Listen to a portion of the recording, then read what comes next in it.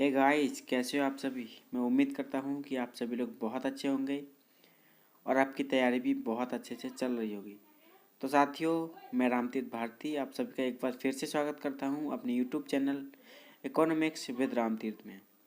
साथियों, अभी हमारी कल भी क्लास नहीं आई थी और आज की जो क्लास है वो बहुत डिले है, क्योंकि मेरी क्लास जो होती है वो 11 बजे तक आ जाती है। लेकिन आज की जो क्लास है आपको 9 के समथिंग मिल रही है नाइट में। तो साथियों, इसका रीज़न ये है कि मेरा स्वास्थ्य थोड़ा सही नहीं था, थोड़ा क्या ज़्यादा, मतलब सही नहीं था, इसलिए क्लास नहीं आ पाई। तो साथियों, इसके पहले जो मैंने टॉपिक कराया था बाज़ार का, उसके ओल्ड क्वेश्चन भी मैंने आपको नहीं करा पाया हूँ, और वो ओल्ड क्वेश्चन मैं आगे किसी भी दिन करा दूँगा। तो आज की जो क्लास है हमारी, इसका नाम है हेरोड डोमर मॉडल। साथियों, ये एक ऐसा मॉडल है कि इससे हर बार, चाहे वो जुलाई का एग्ज़ाम हो या फिर दिसंबर का एग्ज़ाम हो, कोई ना कोई क्वेश्चन आपको मिल ही जाएगा 100%। तो साथियों, इस टॉपिक की समथिंग 3 क्लास मैं लेकर आऊँगा और तीनों क्लासों में इसकी थ्योरी और इसका कुछ जो है ओल्ड क्वेश्चन है वो दोनों चीज़ें लेकर आऊँगा मैं। और उसके बीच में कुछ न्यूमेरिकल पॉइंट भी हैं, आंकिक प्रश्न जिन्हें हम बोलते हैं, वो भी मैं आपको यहाँ कराने वाला हूँ। तो साथियों, जो भी साथी मेरे चैनल पर नए हैं वो मेरे चैनल को सब्सक्राइब करें और कमेंट करें, शेयर करें अपने दोस्तों के साथ। और साथियों, जिस साथी को मेरे क्लास की PDF चाहिए, वो साथी मेरे Telegram channel economics with Ramtirth में जुड़ सकते हैं और वहाँ से PDF प्राप्त कर सकते हैं।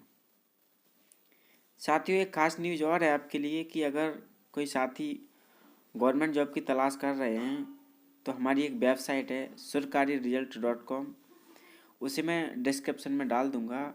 तो वहाँ से आप सरकारी जॉब के बारे में, सरकारी नौकरी के बारे में जानकारी प्राप्त कर सकते हैं।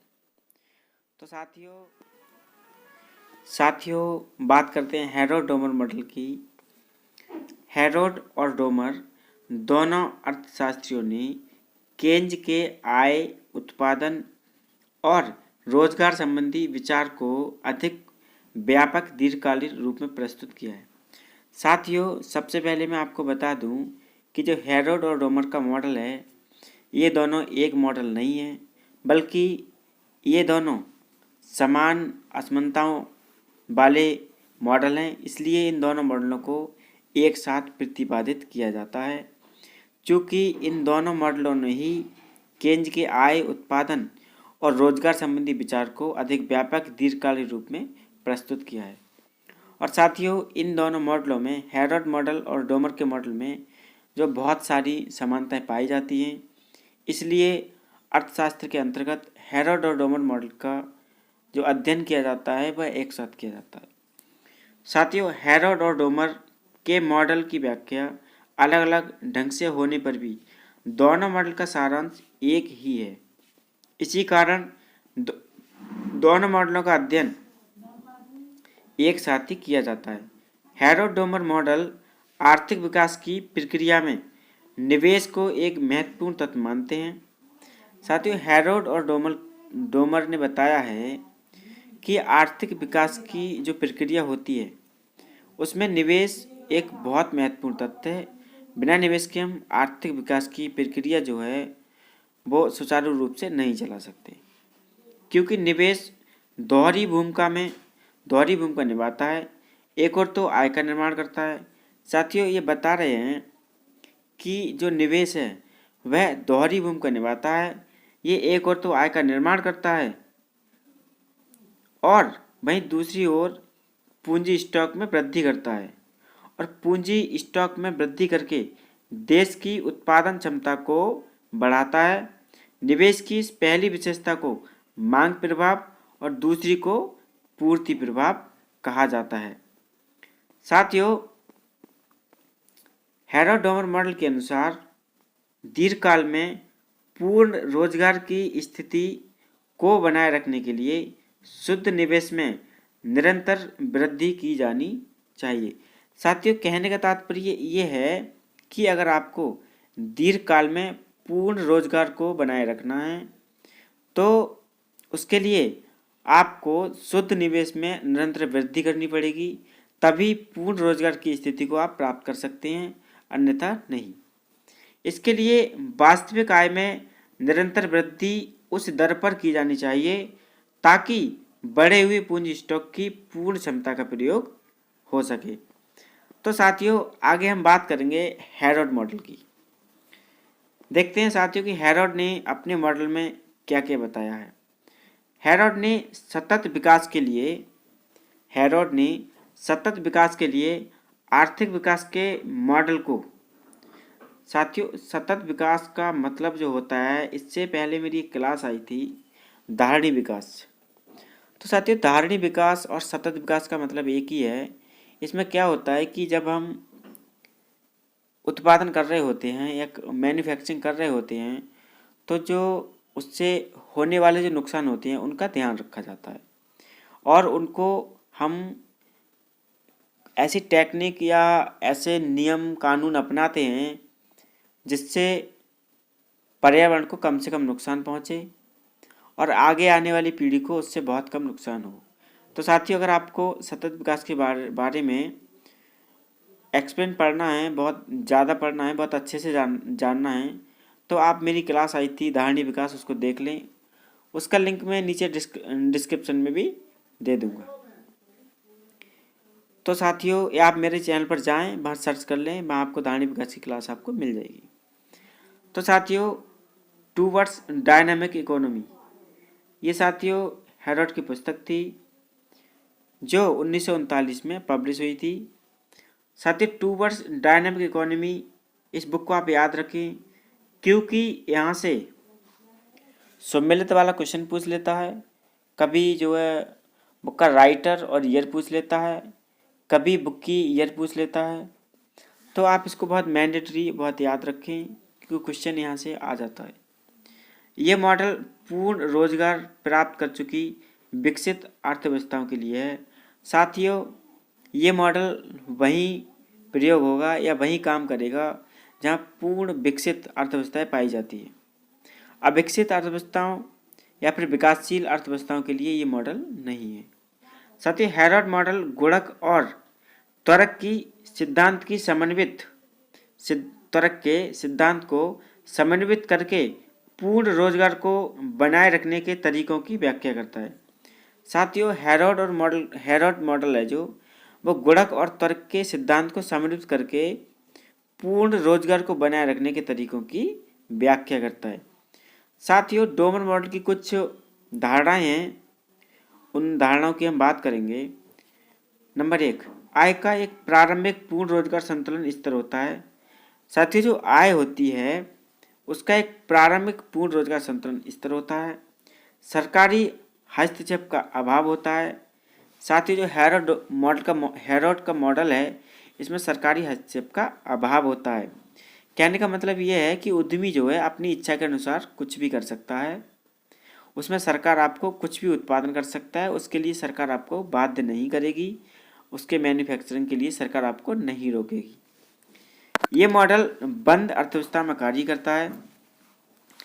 साथियों, हैरोड का जो मॉडल है वह बंद अर्थव्यवस्था में कार्य करता है जिनमें विदेशी व्यापार नहीं होता है। साथियों, सिंपल सी बात है, जब अर्थव्यवस्था बंद होगी तो विदेशी व्यापार का तो मतलब ही नहीं उठता है।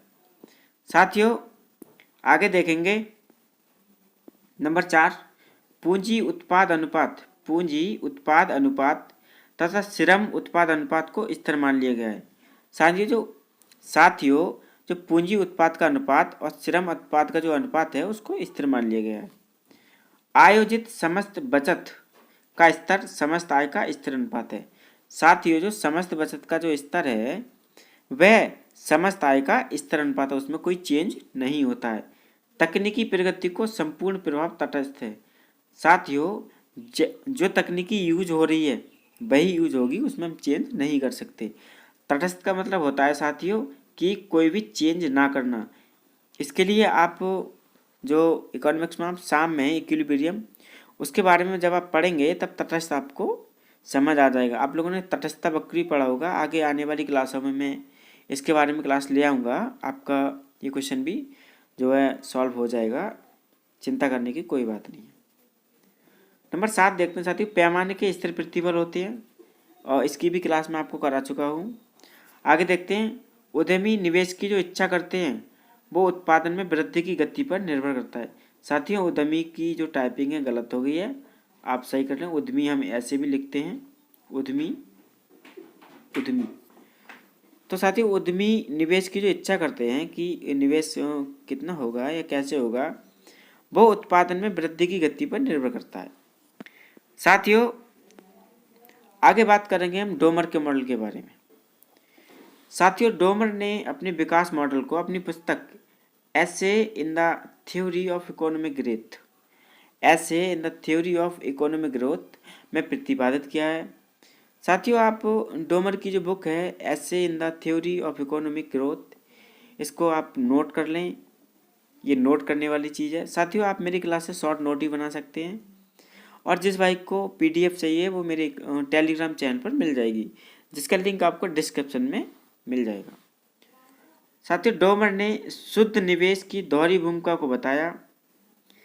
साथियों जैसे कि हैरोड ने निवेश की जो दोहरी भूमिका को बताया है, उसी प्रकार डोमर ने भी जो है निवेश की भूमिका को, मतलब निवेश की दोहरी भूमिका को बताया है। एक तो ये उत्पादन क्षमता को बढ़ाता है, वहीं दूसरी ओर ये आय का प्रजनन करता है। साथियों कहने का मतलब वही है जो हैरोड ने कहा था, वही कहने का मतलब डोमर का है, इसीलिए हम इसको मिक्स करके हैरोड डोमर का मॉडल बोलते हैं। डोमर के अनुसार अर्थव्यवस्था तब संतुलन में कही जाएगी जब इसकी उत्पादन क्षमता राष्ट्रीय आय के बराबर हो। साथ ही डोमर कहता है कि अगर कोई अर्थव्यवस्था संतुलन में तभी हो सकती है जब उसकी उत्पादन क्षमता राष्ट्रीय आय के बराबर हो जाती है। साथियों आगे बात करेंगे इसकी मान्यताओं के बारे में। नंबर 1, निवेश तथा उत्पादक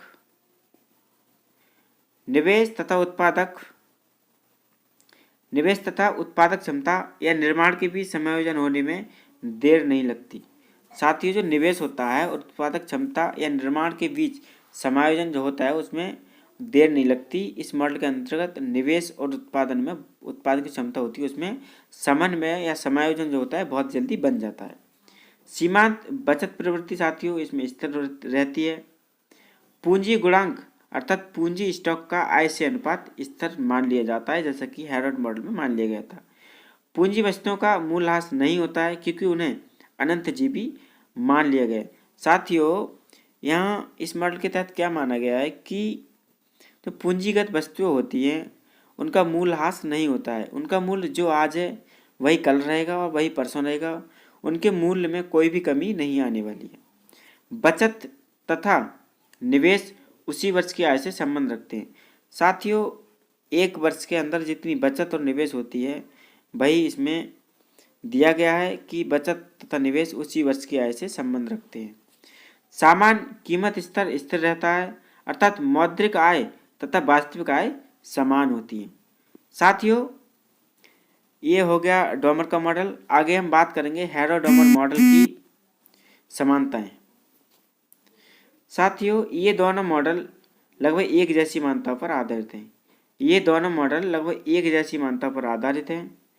हैरोड और डोमर मॉडल केन्ज की धारणा जैसे कि सीमांत बचत प्रवृत्ति, गुणांक, निवेश तथा बचत की समानता आदि का प्रयोग करता है। साथियों ये दोनों मॉडल की समानताएं हैं, उनके बारे में हम बात कर रहे हैं। जैसे कि हैरोड का मॉडल सीमांत बचत प्रवृत्ति, गुणांक, निवेश और बचत की बात कर रहा था, और वही बात डोमर का मॉडल करता है। ये दोनों मॉडल विकसित अर्थव्यवस्था के पूर्ण रोजगार स्तर पर सतत विकास दर से संबंधित हैं। साथियों ये दोनों मॉडल क्या होते हैं, इन दोनों मॉडल के लिए विकसित अर्थव्यवस्था होनी चाहिए और पूर्ण रोजगार का स्तर उस अर्थव्यवस्था में पाया जाना चाहिए। और साथियों एक चीज़ और बता दूं कि जो विदेशी व्यापार होता है वो भी इसमें बंद होता है, क्लोज्ड इकोनॉमी होती है, किसी दूसरे देश से व्यापार यहाँ नहीं होता है। ये मैं पहले हैरोड के मॉडल में भी आपको बता चुका हूँ। दोनों मॉडल के अनुसार पूंजीवादी विकसित अर्थव्यवस्थाएं निरंतर सतत विकास की दरों को कायम नहीं रख सकती है। साथियों, इन्होंने एक बात ये भी बताई है कि दोनों मॉडल के अनुसार पूंजीवादी विकसित अर्थव्यवस्थाएं निरंतर सतत विकास की दर को कायम नहीं रख सकती है। नंबर 4 देखेंगे, दोनों मॉडलों में पूर्ण रोजगार पर सतत विकास की एक ही शर्त है, अर्थात नियोजित बचत बराबर नियोजित निवेश। साथियों, कहने का मतलब ये है कि बचत और निवेश बराबर होते हैं। इस अवस्था को प्राप्त करने के लिए निवेश में कमी, निवेश में होने वाली वृद्धि सीमांत बचत प्रवृत्ति तथा उत्पादन पूंजी अनुपात की गुणा के बराबर होनी चाहिए। दोनों मॉडल प्रयोगात्मक संतुलन मार्ग के संदर्भ में बनाए गए हैं। दोनों मॉडल प्रयोगात्मक संतुलन मार्ग के संदर्भ में बनाए गए हैं। नंबर 7 देख लेते हैं, दोनों मॉडल में पूर्ण रोजगार बनाए रखने की दृष्टि से निवेश में वृद्धि पर जोर दिया गया है। साथियों, आगे बात करेंगे हैरोड डोमर मॉडल की असमानताओं के बारे में। नंबर 1, हैरोड और डोमर ने साथियों बात करते हैं हैरोड डोमर की मॉडल की असमानताओं के बारे में। साथियों अब हम बात करेंगे हैरोड डोमर मॉडल की असमानताओं के बारे में। नंबर 1 देख लेते हैं, हैरोड और डोमर ने आय और निवेश में जो संबंध बताया है वह एक दूसरे के विपरीत है। हैरोड के अनुसार पहले आय में वृद्धि होती है और उसके बाद निवेश में वृद्धि होती है। वहीं डोमर बताता है कि निवेश में वृद्धि होती है और उसके बाद आय में वृद्धि होती है। तो साथियों, ये पहली असमानता हो गई। दूसरी असमानता देख लेते हैं, हैरोड ने सीमांत बचत प्रवृत्ति के लिए एल्फा शब्द का प्रयोग किया है, जबकि डोमर ने सिग्मा शब्द का प्रयोग किया है। नंबर 3 देख लेते हैं, हैरोड ने अपने विश्लेषण में विकास प्रक्रिया में उद्यमियों को प्रभावित करने वाले मनोवैज्ञानिक तत्वों को, जबकि डोमर ने तकनीकी तत्वों को महत्वपूर्ण बताया है। साथियों, हैरोड बताते हैं कि विकास प्रक्रिया में उद्यमियों को जो प्रभावित करता है वे मनोवैज्ञानिक तत्व करते हैं, जबकि डोमर कहते हैं कि विकास प्रक्रिया में उद्यमियों को प्रभावित जो करते हैं वह तकनीकी तत्व होते हैं। साथियों, आगे बात करेंगे। नंबर 4, डोमर ने अपने मॉडल में केवल एक ही विकास दर अर्थात संतुलन विकास दर को बताया है। इसके विपरीत हैरोड ने विकास की 3 दरों का उल्लेख किया है। साथियों, तीनों दरें मैं आपको कल ले आऊँगा कि कौन कौन सी होती हैं। नंबर 5 देख लेते हैं, डोमर का मॉडल आर्थिक विकास के लिए नियोजित निवेश में वृद्धि करने का सुझाव देता है, जबकि हैरोड पूंजीवादी अर्थव्यवस्था में प्रेरित निवेश का समर्थन करता है। साथियों, डोमर कहता है कि नियोजित निवेश करना चाहिए, जबकि हैरोड कहता है कि प्रेरित निवेश करना चाहिए। साथियों, नंबर 6 देख लेते हैं, डोमर का मॉडल गुणक के विश्लेषण पर निर्भर करता है, जबकि हैरोड का मॉडल तर्क के सिद्धांत पर निर्भर करता है। साथ ही डोमर का जो मॉडल है वह गुणक के विश्लेषण पर निर्भर करता है, जबकि हैरोड का जो मॉडल है वह तर्क के सिद्धांत पर निर्भर करता है। साथियों, नंबर 7 देखते हैं, डोमर निवेश को आय में वृद्धि से संबंधित करता है, जबकि हैरोड उस मार्ग को बतलाता है जिसके द्वारा निवेश को आय की दर से जोड़ा जाता है। तो साथियों, आज की क्लास आपको कैसी लगी हमें कमेंट्स के माध्यम से ज़रूर बताएं, और जो साथी मेरे चैनल को पहली बार देख रहे हैं वह साथी मेरे चैनल को सब्सक्राइब करें और अपने साथियों को शेयर करें, कमेंट करें। और साथियों, अगर इस टॉपिक के जितना मैंने आप तक आपको पढ़ा दिया इस टॉपिक में, अगर यहाँ आपको कोई क्वेरीज है, कोई क्वेश्चन है तो आप कमेंट्स के माध्यम से पूछ सकते हैं। बाकी इसका पार्ट 2 कल मैं लेकर आऊँगा। तो साथियों, कल तक के लिए जय हिंद, जय भारत, नमस्कार।